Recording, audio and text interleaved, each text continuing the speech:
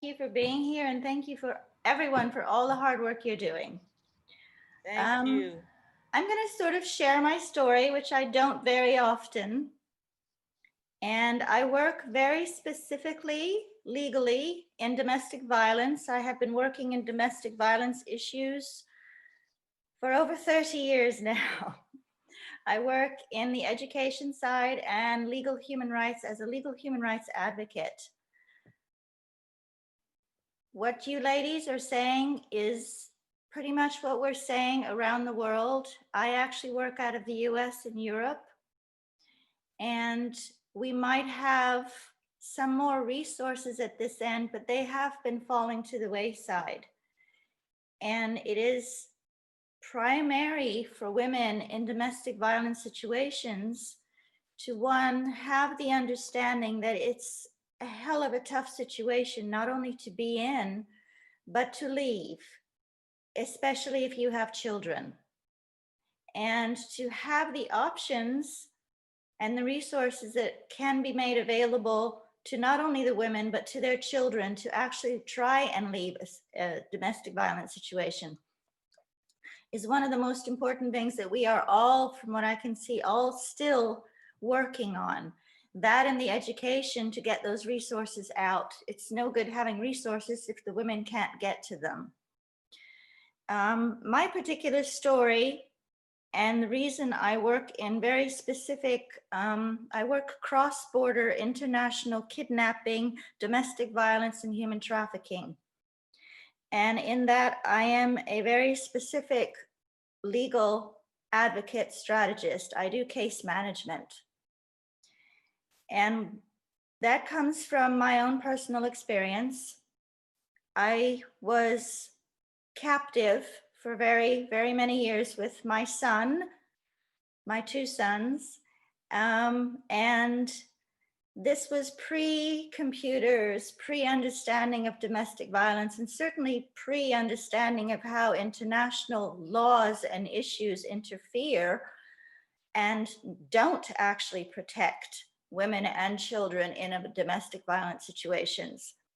At that time, you may have heard there are Hague Conventions, and the one I work particularly in is the Hague Convention on Kidnapping, because I kidnapped. I was in an extremely violent, severe domestic violence situation in a foreign country, not my home, and it took me within the legal system, their legal system, 8 years to get through their legal system, and that still did not give me or my child the right to be free. So we were still held captive despite a legal system and continued the abuse. At which point, I kidnapped my children and fled across international borders. This was one of the biggest cases in the international time, and it involved 4 countries. And at that time, there were no resources for women in my situation. There were very minimal resources for domestic violence. And there was certainly nothing to protect women that were fleeing domestic violence across international borders. And there was certainly no recourse for these women who took their children with them. Since then, we have worked to create resources and support systems, access to justice systems, free legal people like me to step into cases, because you are dealing with not only your own legal system and how it perceives domestic violence, but also the legal system of the country you may have fled to.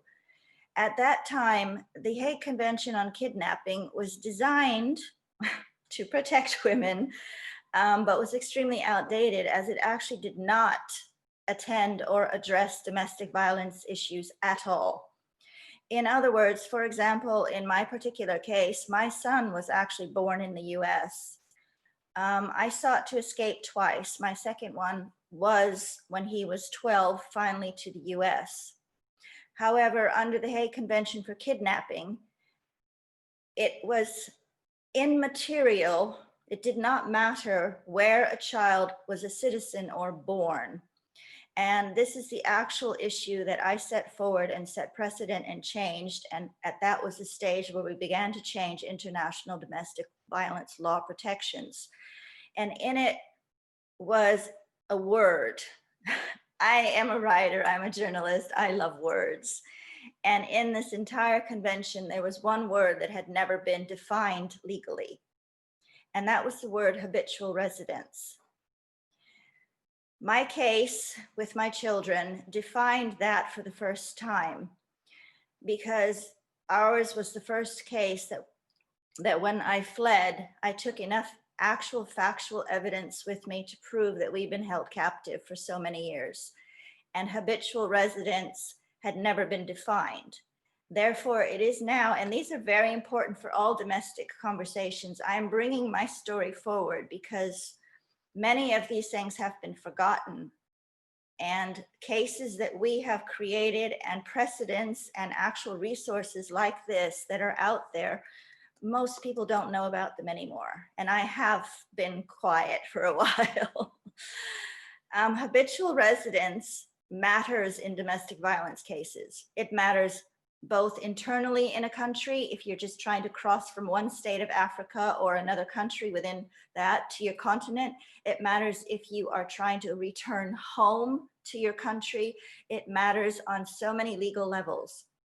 Habitual residence is now defined as a place that you choose to go to and you choose to remain in.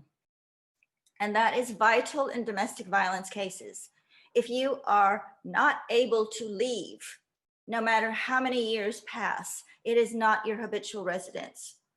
And now under the Hague Convention Amendment for Domestic Violence, which we have created, that is one of the ways that a woman can actually finally leave a massive domestic violence case and return home.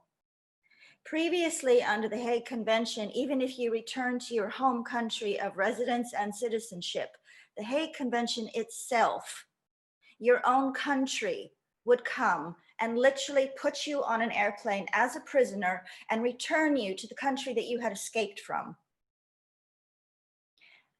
We had a percentage of women returned to the country of 80% death.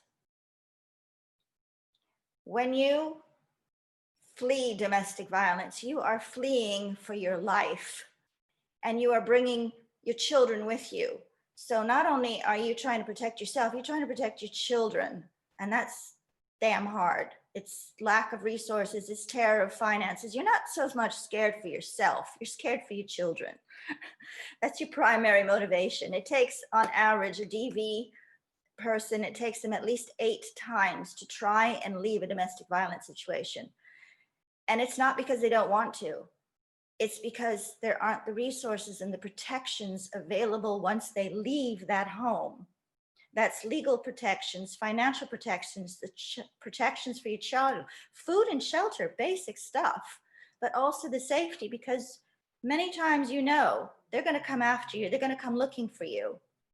And your most vulnerable thing for any woman in a family situation is your child. A mother will do anything to protect her child, and that includes take the abuse from the situation. So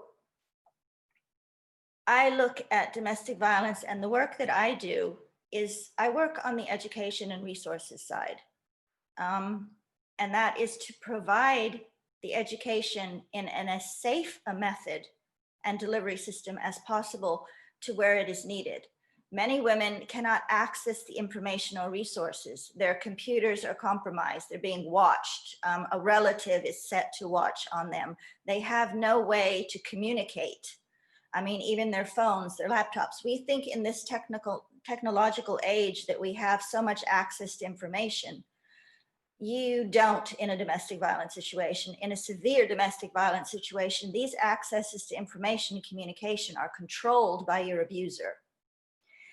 So what I work on is finding alternative, what I call almost old-fashioned communication methods to get these resources and this information, even if it's I'm a coffee girl. Everybody's kind of knows that about me on WorldPulse. I have to live with my coffee. I will say to a woman, I will say, for the sake of your life, you will have to pretend. And I've been there, so I know. You might have to pretend that this is, you've changed your mind and suddenly this is the best situation in ever, because you need to protect your life and your child. And in this case, I will say to some of my people, I will say, let's go have a coffee. I become part of their social environment so that the abuser recognizes me as a non-threat. Therefore, I can communicate with the victim. And in that case, I can then offer resources. So it's literally, like I said, old-fashioned communication, face-to-face, or bump you in the market, or, hey, how are you doing? Whereas all technological communications can be controlled and would actually, if they were found, and if something was found on them, the abuse obviously would be accelerated.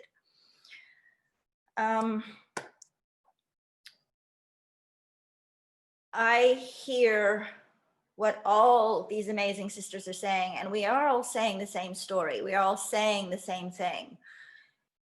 What has happened with not only the pandemic and especially in the US, domestic violence has been constantly rising. And based on protests, I have been traveling across the US, protests and other things and issues with the police violence and things that we have in this country and that are being recognized and discussed. 911 calls for domestic violence in most cities have dropped, and police are refusing to answer them.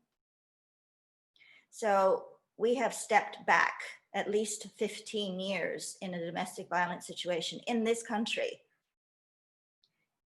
It is obviously in other countries going the same way. The pandemic has put power back into the abuser's hands. And this is a situation that we need to address dramatically, quickly, socially, through conferences, but through talking to our neighbors, to our friends here, but also addressing it at a very high policy level, through congressmen, through senators, through your presidents, through your ministers, and go from bottom to the top and change the policies and bring a legal system back in that will create the resources and the protections that are needed. I hear that we are talking rebellion and all this, and yes, we've all been there. We feel that we are angry. We are hurt physically, emotionally, and mentally. But to change for everyone, we also need to fundamentally change the social systems around us. We need to get past cultural barriers that say we should be ashamed, cultural barriers that tell us that it's okay because we are less as women, we are less as mothers, we are less as whatever race we are. I was considered a second-class citizen where I was because of who I was. So these things are global. They are not isolated to single countries, to single races, or to single cultures. You can go across the world and somewhere you're going to be second class. But sadly enough, to this day, women still remain second class, whether it's salaries, whether it's job opportunities, whether it's because of our age. And these are things that needs to be addressed, because if we can address these things as a holistic whole issue, domestic violence becomes a part of it. And addressing our power and recognizing us as women and equal as women, then we can address the domestic violence, because we're not second class. We don't need to be ashamed anymore. You don't have the right, anybody, to hurt us anymore, and definitely not to hurt our children. So what I would like to say to my sisters is, what I do is, again, please feel free to reach out. I've decided to come back out of my cave again. I've been very quiet for a couple of years, and I've only worked on a case-by-case basis for several cases. Let's get together around the world. Let's take each one of us that is doing something on our own, and let's bring these things together into one powerful network. one powerful voice that is big enough that the world actually hears us as a single voice. We are fractured at this moment. I have never seen the domestic violence movement so fractured and so broken as I see it today. Things that we had put in place 15 years ago, protections, worldwide networks, they're broken, and the pandemic has made it worse. So I would like to reach out to all of you and request an action that not only do we speak here, but we will reach out to each other afterwards, and we will create not just a ripple effect of communication and resources, but an absolute tidal wave across the world. So I would like you all to reach out to me as I will reach out to you, and let's just keep this moving. Let's not stop here. Let's not stop small. Let's go big. Let's go really, really big.